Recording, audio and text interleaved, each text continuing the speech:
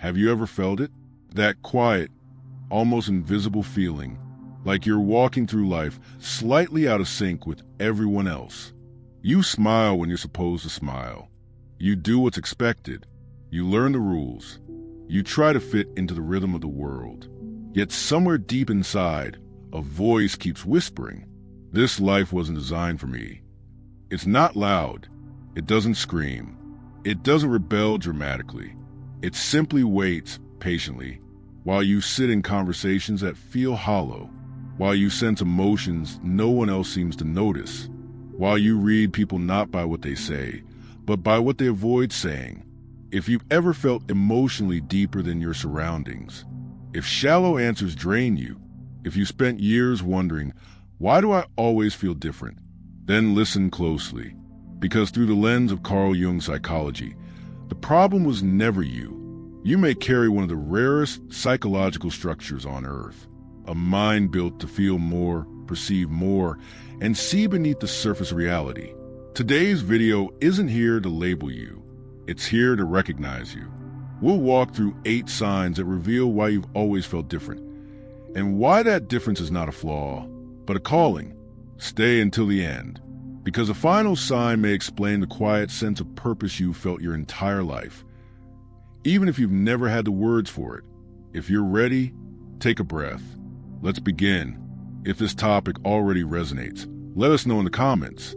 Number 1, you don't just feel emotions, you live inside them. Some people experience emotions like brief visitors. They arrive, they react, they move on.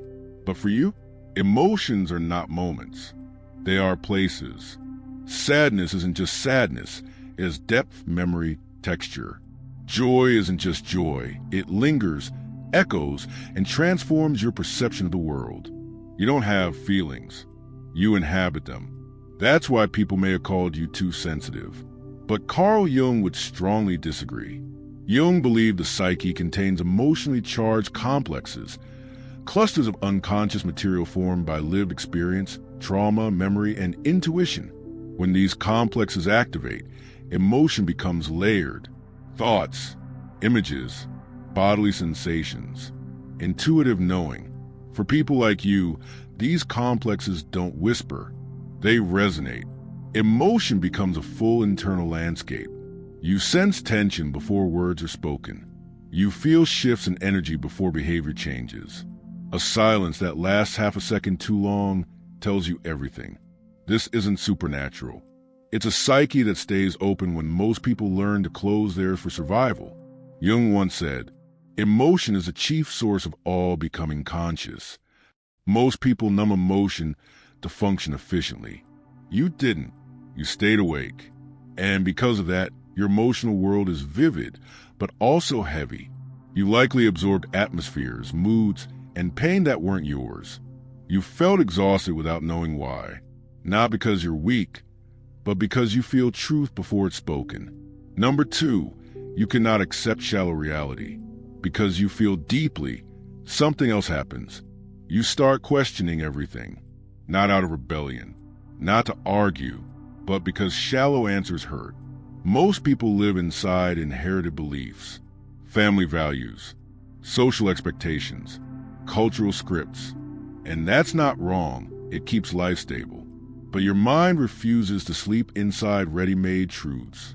Jung called this a dominant thinking function, not logic for control, but thinking for essence.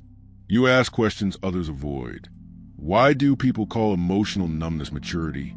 Why is exhaustion normalized? Why do relationships drain more than they nourish?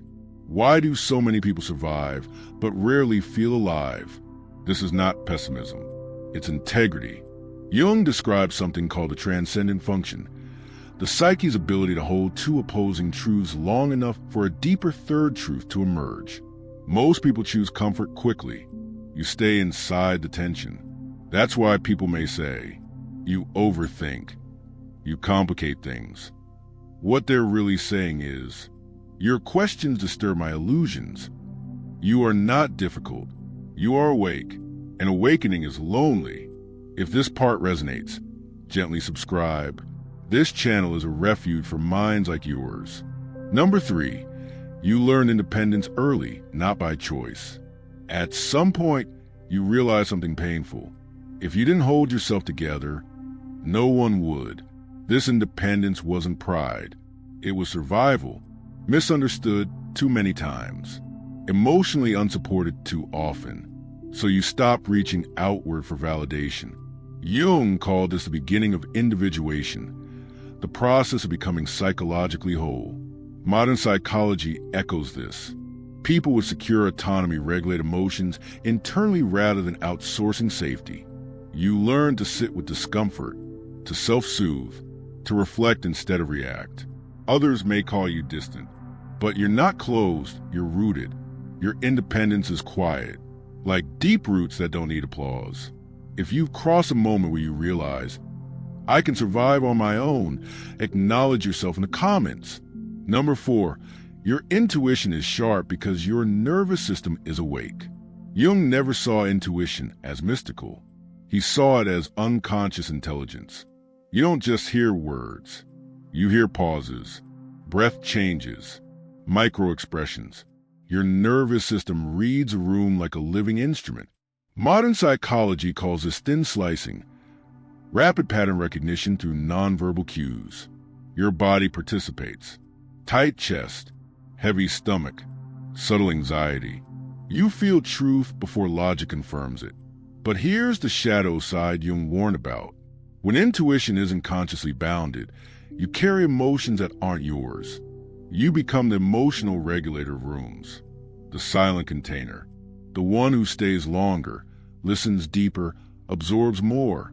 And over time, you feel drained without knowing why. This isn't a flaw. It's a call to the summit. Your intuition isn't meant to sacrifice you. It's meant to guide you. Number 5, you crave meaning more than comfort. You can survive comfort, but you cannot live inside emptiness. You sense when conversations are performative, when goals are hollow, when success lacks soul. Jung wrote, the privilege of a lifetime is to become who you truly are. Your psyche rejects falseness. That's why you prefer depth over numbers, truth over popularity, silence over pretending. You'd rather be alone than misaligned. This is a withdrawal. It's self-respect. People like you are not born to fill the void. You're born to reveal it. When your life looks fine, but feels draining, one sentence. Write it honestly. Number 6, you outgrow identities, places, and people. Growth costs. Each time you evolve, an old version of you dies. Jung called this psychological death and rebirth. You shed roles. The pleaser, the silent one, the dependable mask. People say, you've changed. They mean, you no longer fit my expectations. This isn't rebellion. It's maturity. Once you see, you can't unsee. Once you awaken, you can't go back to sleep. And this process, though lonely, is how evolution moves forward. If you're in this shedding phase, subscribe. You're not alone here. Number 7, your presence heals without trying. Jung said, the meeting of two personalities is like the contact of two chemical substances. Your presence is stabilizing. People feel safe around you, not because you fix, but because you allow. You listen without urgency. You hold silence without judgment, and others soften. This isn't skill, it's coherence. But discernment matters. Not everyone deserves access to your depth. Your energy is fire. It warms when respected. It burns when misused. Protect it. Number 8, you feel a purpose that hasn't fully formed. There's a quiet knowing inside you. Your life is meant for more than repetition. Jung wrote, who looks outside dreams, who looks inside awakens. This purpose isn't grandiose. It's alignment, living truthfully, expressing your nature, creating coherence between inner and outer life. Ignore it and you feel restless. Honor it and clarity grows. You were never meant to dissolve into the crowd. You were meant to see, feel, and reflect what others avoid.